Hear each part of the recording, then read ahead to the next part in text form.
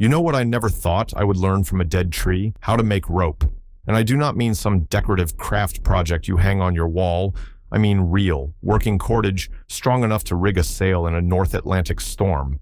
A few years back, I was at a living history gathering in southern Norway, watching a group of traditional craftsmen demonstrate Viking-age shipbuilding techniques.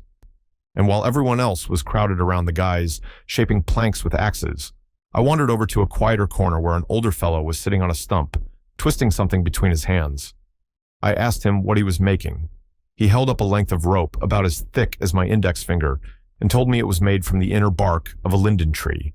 Then he invited me to try to break it. I could not. I pulled on that thing with everything I had, and it just bit into my hands.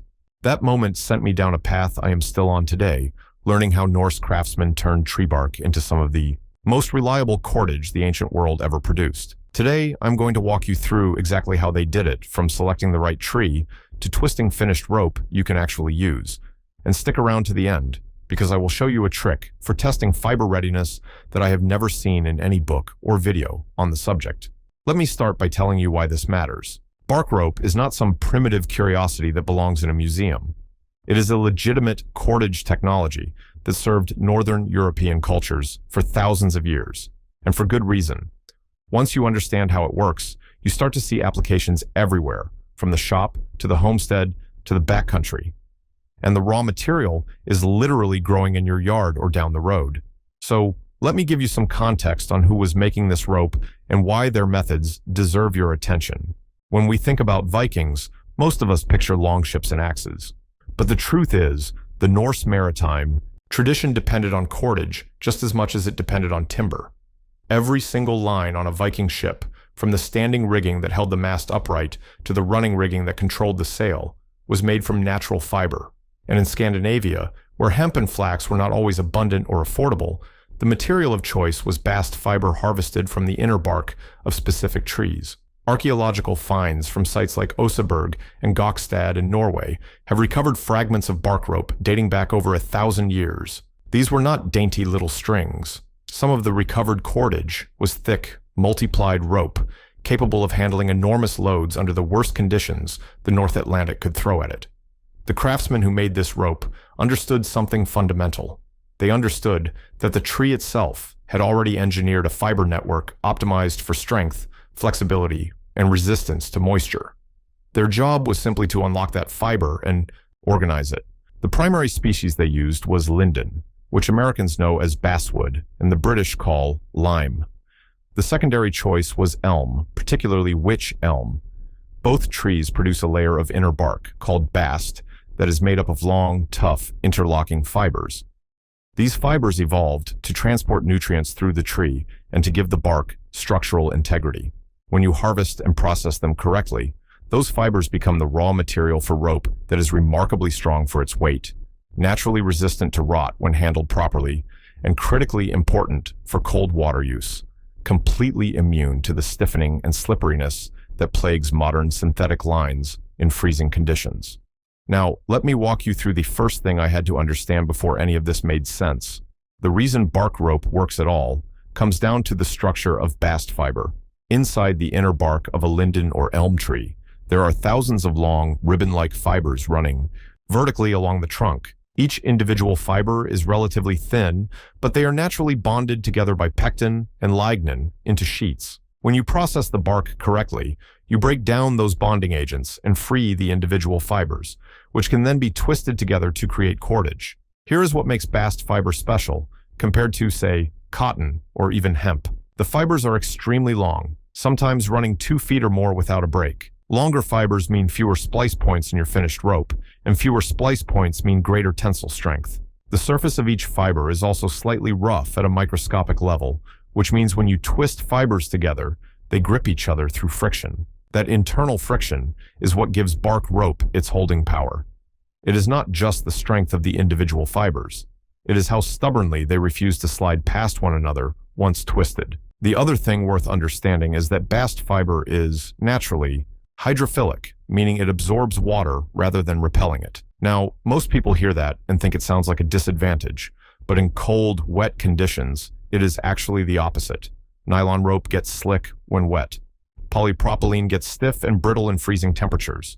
Bast fiber rope absorbs moisture, swells slightly, and actually tightens its internal structure. The fibers grip harder when wet, and because the material stays pliable well below freezing, you can still tie, untie, and handle bark rope with cold hands when synthetic line has turned into a rigid, slippery nightmare. That is not romance. That is physics. And it is exactly why Norse sailors trusted their lives to it. Now, the first practical step is knowing which trees to harvest and when to do it. Not every linden or elm will give you good rope fiber. You want young, straight trees with smooth bark, ideally between 4 and 8 inches in diameter. Older trees with deeply furrowed, thick bark have bast, fiber that is shorter, more brittle, and harder to process. What you are looking for is a tree that is growing vigorously, because active growth means the bast layer is thick and the fibers are long and supple. Linden is the first choice for a reason. Its bast fibers are the longest, the most consistent, and the easiest to process. If you are in the eastern half of North America, American basswood grows abundantly and produces excellent fiber. In Europe, the small-leaved linden is the traditional species. Elm works well too, particularly for heavier rope where you need more bulk. But elm fibers tend to be coarser and slightly more difficult to separate cleanly. Timing matters enormously. You want to harvest bark in late spring or early summer, roughly May through early July depending on your climate. This is when the tree is actively growing, and the cambium layer, the thin living tissue between the bark and the sapwood, is saturated with moisture. During this window, the bark practically peels itself off the tree. If you try to harvest bark in late summer or fall, you will fight for every strip, and the fiber quality will be poor. Here is how the harvest works. You select your tree, fell it, and immediately begin stripping the bark while the trunk is still fresh. Using a sharp knife, you score a straight line down the length of the trunk, cutting just through the outer bark and into the bast layer beneath. Then you work your fingers or a blunt wooden wedge under the edge and peel the bark away from the sapwood in long sheets. On a good linden harvested at the right time, the bark will come off in sheets 3 or 4 feet long and a foot or more wide. You will feel the bast layer separate from the sapwood with a satisfying, fibrous tearing sound. That sound means you are getting good fiber. Once you have your bark sheets, the real work begins. And this is where most people who attempt bark rope for the first time go wrong. You cannot just dry the bark and start twisting. The fibers are still locked together by pectin, and if you try to work them dry, they will crack and break instead of separating into usable strands. You need to ret the bark. Retting is the process of soaking the bark in water for an extended period to break down the pectin that binds the fibers together. The traditional Norse method was to submerge the bark sheets in a pond, stream, or bog, weighted down with stones, and leave them for anywhere from 2 to 6 weeks, depending on water temperature. Warmer water speeds the process. What is actually happening during retting is controlled bacterial decomposition. Microorganisms in the water consume the pectin and lignin that glue the fibers together, while leaving the cellulose fibers themselves intact. You know the retting is complete when you can pull a small section of bark apart, and the fibers separate easily into soft, flexible ribbons without snapping. If they still feel stiff or break when you bend them sharply, they need more time. After retting, you rinse the fiber thoroughly in clean water to stop the decomposition process and wash away the slimy residue. Then you hang the fiber strips to dry. Once dry, you can store them almost indefinitely. When you are ready to make rope, you soak the dried fiber strips in water for a few hours to make them pliable again, and then you begin the work of separating them into individual strands of consistent thickness. By the way, if you are enjoying learning about these shipwright methods, I put together something I think you will really appreciate. It is called Secrets of the Shipyard, and it covers 16 chapters of Viking and naval carpentry techniques that most woodworkers have never seen. 150 pages of real hands-on knowledge. You can grab your copy by scanning the QR code on screen, or just use the first link in the description. All right, let us keep going. Now we get to the heart of the craft, the actual rope-making technique. And once you understand this, you will realize that every piece of twisted cordage in human history, from ancient bark rope to modern manila line, is built on the same mechanical principle. The technique is called the reverse twist, or counter twist, and it is beautifully simple. You take 2 bundles of fiber, each one roughly the thickness of a pencil, and you twist them individually in one direction, let us say clockwise. Then you wrap them around each other in the opposite direction, counterclockwise. What happens is that each bundle is trying to untwist itself, but because the two bundles are wrapped around each other in the opposing direction, their tendency to untwist actually tightens the wrap. The rope holds itself together through opposing forces. No glue, no binding, just physics. Here is exactly how you do it. Take a prepared strip of bast fiber about 2 feet long and the width of your little finger. Fold it, roughly in the middle, but not exactly in the middle. You want one leg slightly longer than the other, and I will explain why in a moment. Pinch the fold between your left thumb and forefinger. Now you have 2 legs hanging down. With your right hand, take the leg closest to you and twist it away from your body, rolling it between your thumb and fingers. Give it 3 or 4 firm twists. Then, while still holding that tension, wrap that twisted leg away from you and over the other leg, so their positions swap. Now take what is now the front leg and repeat. Twist it away from you, then wrap it over. You continue this pattern, twist and wrap, and a tight 2-ply cord emerges from between your left fingers. The reason you start with legs of slightly different length is for splicing. When one leg runs short, you lay a new piece of fiber alongside the short end with a 3 or 4 inch overlap and simply keep twisting. The twist locks the splice in place. Because both legs are different lengths, they will run short at different times, so you never have 2 splices at the same point in the rope. That would create a weak spot. Staggered splices keep the strength consistent along the entire length. Once you have a length of 2-ply cord, you can ply it up further to make thicker rope. Take 3 lengths of 2-ply cord, twist each one clockwise, and then lay them together counterclockwise using the same reverse twist principle. Now you have a 3-strand rope that is genuinely strong. A 3-strand bark rope about 3/8 of an inch in diameter, made from well-retted linden bast, will hold 200 pounds or more before it fails. That is not a guess. That is consistent with testing done by experimental archaeologists in Scandinavia. For durability and rot resistance, the Norse craftsmen had a few treatments they applied to finish rope.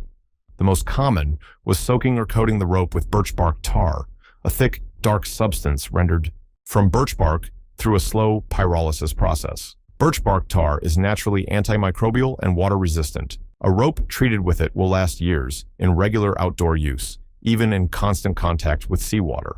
If you do not have access to birch bark tar, a thorough soaking in raw linseed oil followed by complete drying provides meaningful protection. The oil penetrates the fibers, slows water absorption, and discourages the bacterial growth that causes rot. Some traditional craftsmen also smoked their finished rope over a slow hardwood fire, which deposits a thin layer of antimicrobial compounds on the surface and drives out residual moisture. Now, let me talk about where bark rope genuinely outperforms modern synthetic cordage, because this is what surprised me most.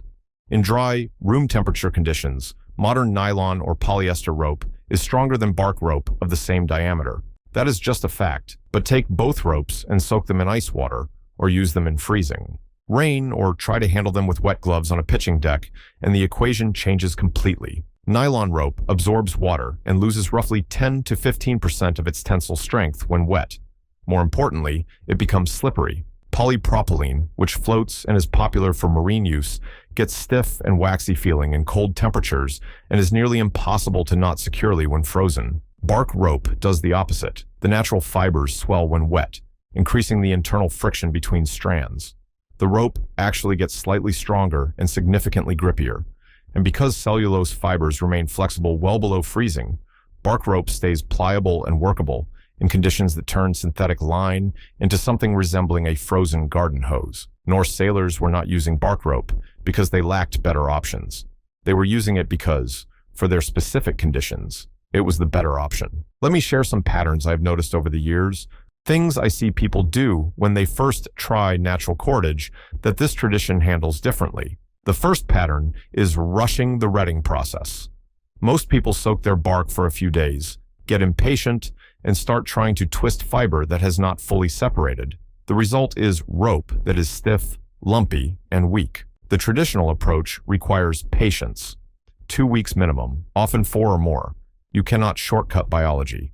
The second pattern is using fibers that are too thick. People assume thicker strips mean stronger rope, but thick, unseparated fiber bundles do not twist evenly and create rope with inconsistent diameter and hidden weak spots. The Norse approach is to separate fibers down to thin, consistent ribbons before twisting. Thinner input fibers produce smoother, stronger finished rope every time.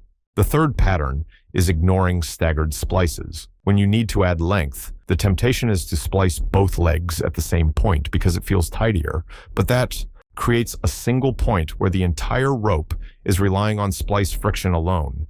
Stagger your splices by at least 4 inches and you eliminate that vulnerability entirely. The fourth pattern is storing finished rope without treatment. Untreated bark rope stored in a damp shed will rot within a single season. A simple linseed oil soak extends the life of your rope by years. The old craftsmen never skipped this step, and neither should you. The good news is, once you recognize these patterns, every batch of rope you make gets better. Now for that bonus tip I promised at the beginning. This is something I picked up from the fellow in Norway, and I have never seen it written down anywhere. When you are retting your bark and trying to decide whether the fibers are ready, take a single strip about 6 inches long. Hold one end in each hand and twist it sharply, like you're wringing out a washcloth. If the fiber separates into clean, soft ribbons that drape over your fingers like wet silk, it is ready. If it cracks, snaps, or separates into short, chunky pieces, it needs more time. He called it the ringing test, and he told me his grandfather taught it to him the same way. I have used it on every batch since, and it has never steered me wrong. It takes 5 seconds and saves you from wasting hours twisting fiber that is not ready to become rope. If this kind of traditional knowledge is something you want to keep exploring, I have written a guide called Secrets of the Shipyard. It covers 16 chapters of Viking and naval carpentry techniques that have been perfected over centuries. The kind of stuff you will not find in most modern woodworking books. Scan the QR code right now or check the first link below. All right, let us wrap this up. What I love about bark rope is that it connects you to something real. This is not a hobby project. This is a skill that kept ships afloat and communities functioning for centuries. And the fact that you can walk into any stand of basswood, harvest the bark, and produce working rope with nothing but your hands and some patience, that is the kind of self-reliance that never goes out of style. Give it a try. I think you will be as surprised as I was.